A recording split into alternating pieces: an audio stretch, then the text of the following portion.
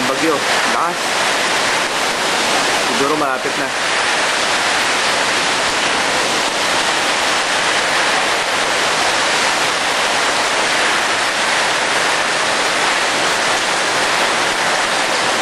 Ano yung baha? Tara.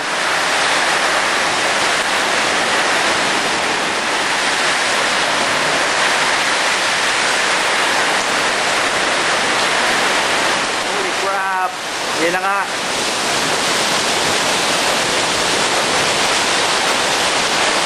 Yung garden namin. Taga, submerged na. Pati ako, submerged na.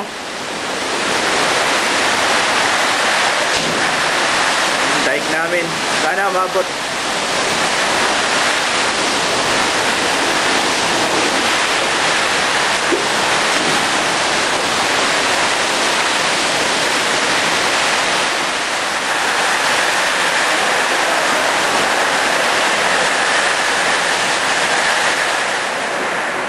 Tumawag kami sa bahay ng parents niya, ng Aileen. Doon namin nabalitaan na kasalukuyang dumadaan ng bagyo dito sa San Pablo on the way to Manila. Oh my God. At signal number 3, which is malakas-lakas yung bagyo na yun.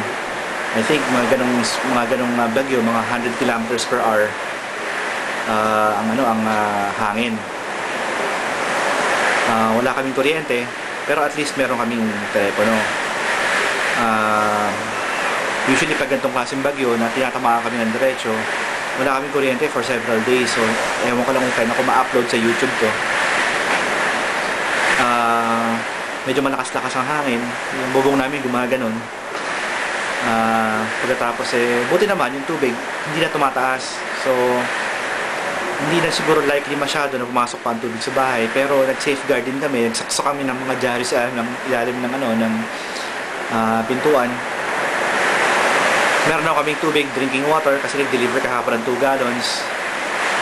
Meron din kaming food kasi nag-grocery ako ng isang araw, so walang problema doon. Hopefully matapos kagad yung bagyo para naman hindi na worried aso namin.